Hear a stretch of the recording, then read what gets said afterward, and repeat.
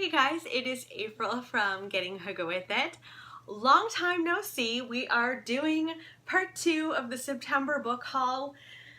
If you can believe it, this haul has more books than the last haul, which is crazy because that means this has like 19 books. Whew, get yourself a cup of tea. We're gonna be here a little while. Let's get into it.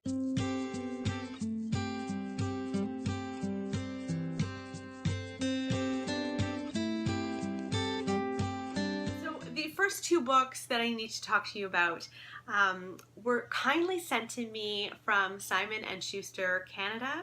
I am very, very happy to have both of these. The first one that I want to talk to you about is The Rules of Magic by Alice Hoffman. Now, I've already started this one and I really love it already. This is actually a prequel to Practical Magic.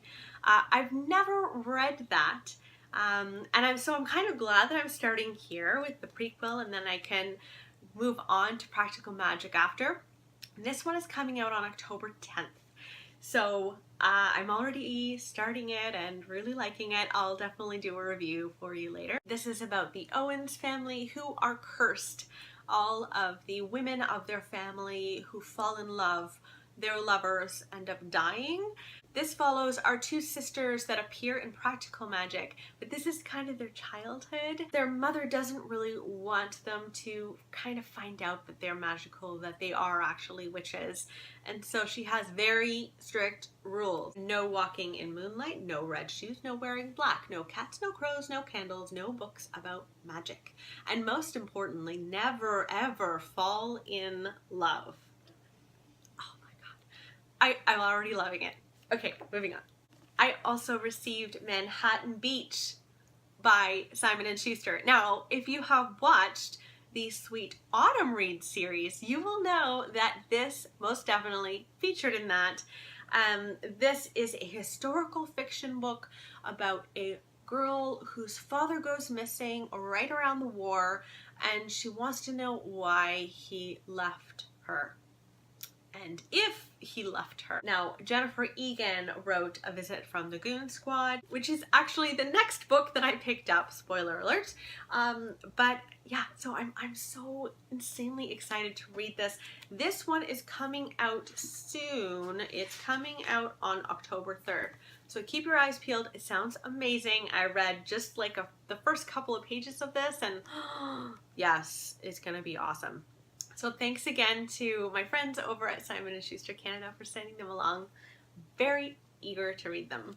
So as I just mentioned, I also picked up A Visit from the Goon Squad by Jennifer Egan. This was just met with so much critical acclaim and it's so short. I actually thought this was going to be a chunker, but it's, you know, it's just over 300 pages. And so I'll read a little blurb on the back for you. Benny is an aging former punk rocker and record executive. Sasha is the passionate, troubled young woman he employs. Here, Jennifer Egan brilliantly reveals their pasts along with the inner lives of a host of other characters whose paths intersect with theirs. It's just supposed to be great, so I grabbed that. I also picked up The Abolitionist by John Boyne. Now, John Boyne wrote The Boy in the Striped Pajamas. He also wrote This House is Haunted, which I enjoyed. That's a very scary, spooky ghost story if you haven't read that one. And this one, I just read the blurb on the back, or in this little flap. I was instantly just drawn to it. I needed to buy it. So it says, it is September 1919. 21-year-old Tristan Sadler takes a train from London to Norwich to deliver a package of letters to the sister of Will Bancroft, the man he fought alongside during the Great War. But the letters are not the real reason for Tristan's visit. He can no longer keep a secret and has finally found the courage to unburden himself of it. As Tristan recounts the horrific details of what to him became a senseless war, he also speaks of his friendship with Will, from their first meeting on the trading grounds at Aldershot to their farewell in the trenches of northern France. The intensity of their bond brought Tristan happiness and self-discovery, but also confusion and unbearable pain. It sounds really great. I think that I would like to read this around November when I get the desire to read war fiction, and for some reason I also tend to pick up historical fiction about war in the spring. Does anyone else do that? What is that about? Anyway, it sounds awesome. Now I also picked up Boy Snowbird. This is a library copy, so it's not in perfect condition, but I've heard so many good things about this one.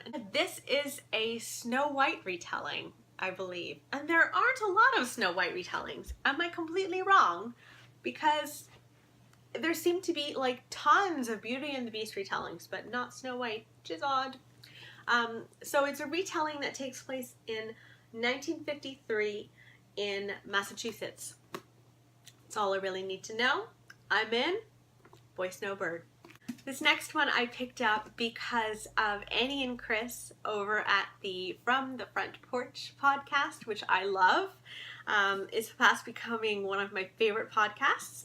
And this is The Art of Fielding. They recommended this because it's kind of a boarding school, back to school kind of book. Our main character plays baseball, and it sounds like every time someone picks up this book, they're like, oh, they open the front flap and they're like, this is a book about baseball, and then put it away, but it's actually meant to only have little bits and pieces of baseball, and it's more about this boy, Henry, and his experience at school. I've heard really lovely things about this, and I think this cover is stunning. I really love it. So, picked that one up. I also picked up The Bees by Lillian. This is a kind of sci-fi book about bees. The premise is very strange, and we follow Flora 717, and she is a sanitation worker at this hive. There are very strict rules and roles in the hive, and she breaks one of the most important rules. And she actually challenges the queen. And it's about this strange kind of world. This might actually be a bit of a horror book for me because I am petrified of bees. Like, even on my first date with my husband, we were out on a patio and a wasp came around and I like physically had to get up and like leave the table. And he still wanted to marry me all of these years later. So yeah, this might be horror to me, but it'll be sci-fi to everyone else. I also picked up The Marriage of Opposites by Alice Hoffman.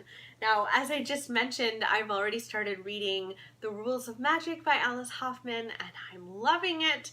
So this means that I just need to read more of her. And this follows Rachel, who dreams of life in faraway Paris. But she's got a very strict father, and it's the 1800s, so women didn't really have much of a right to do anything they wanted to do. So her father actually married her off to this widower who has 3 kids, and she's like, this is not my life, this is not what I want for my life.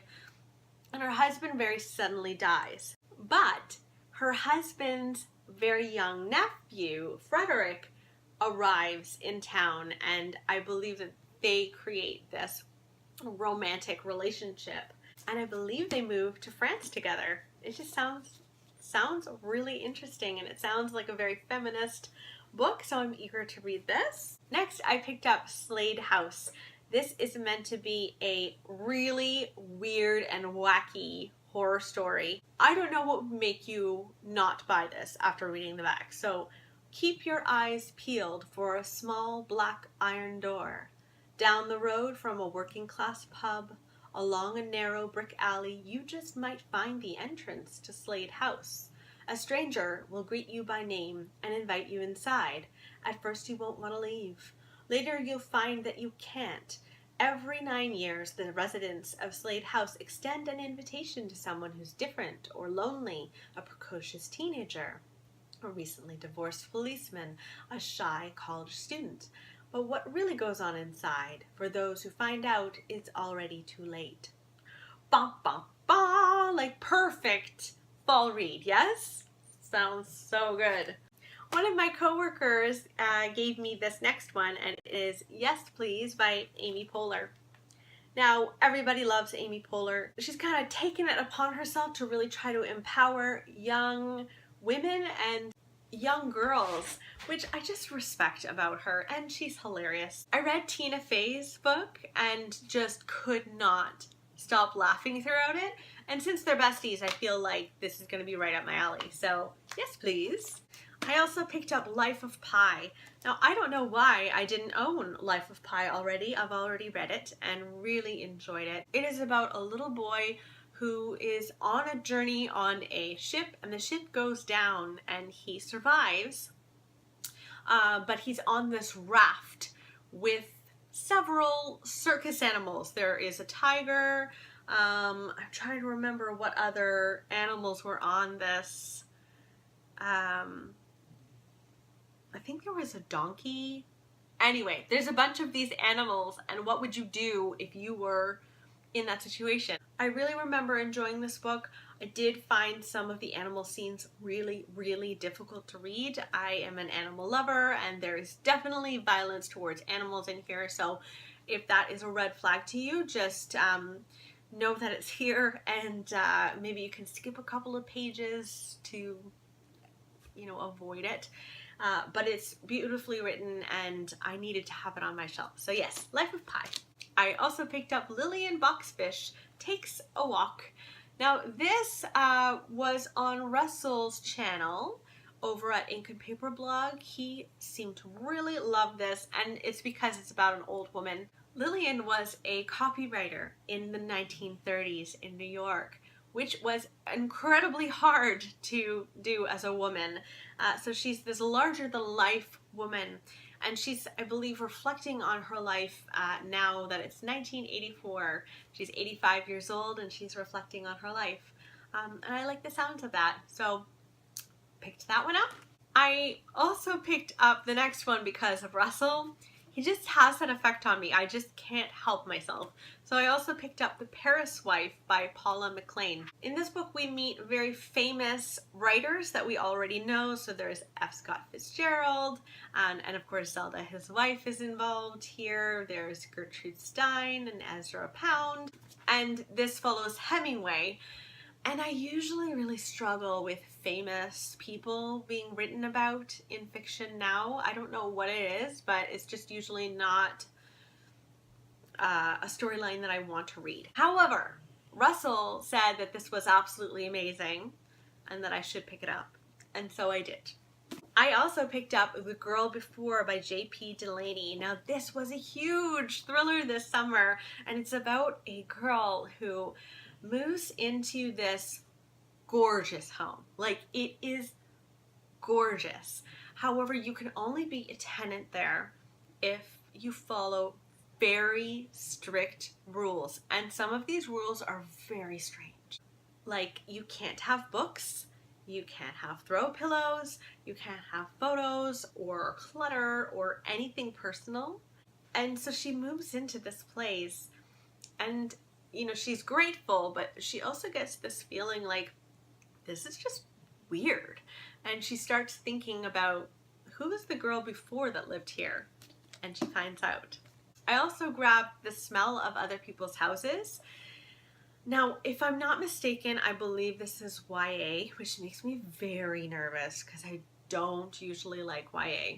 But I'm taking a chance. This takes place in Alaska in 1970. This is about 4 teenagers whose lives are kind of interlinked by danger.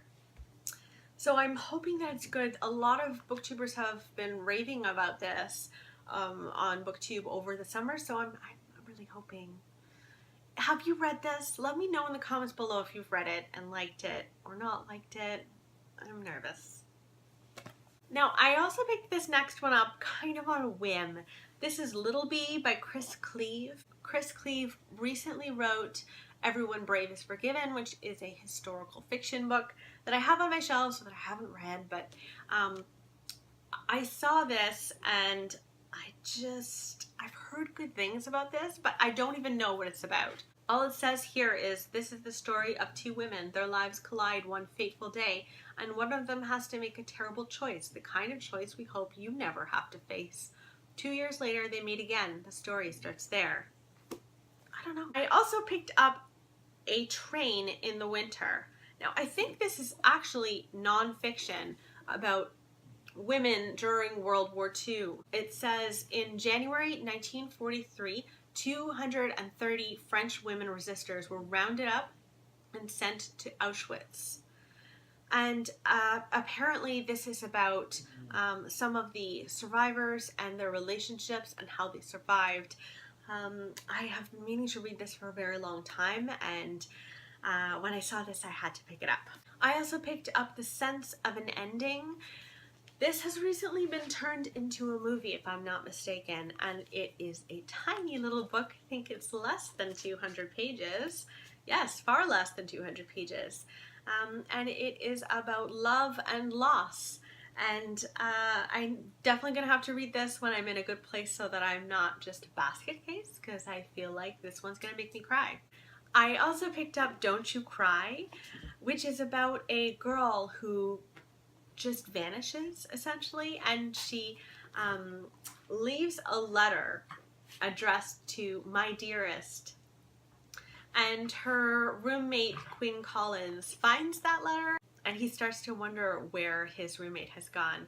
So this is meant to be a little bit of a thriller, and I'm hoping it's good. So those are finally all of the books that I picked up in September. I'm obviously completely out of control. No apologies. This is my thing. I will buy and not feel guilty. That is my new motto. And I'll see you next time. Okay, bye.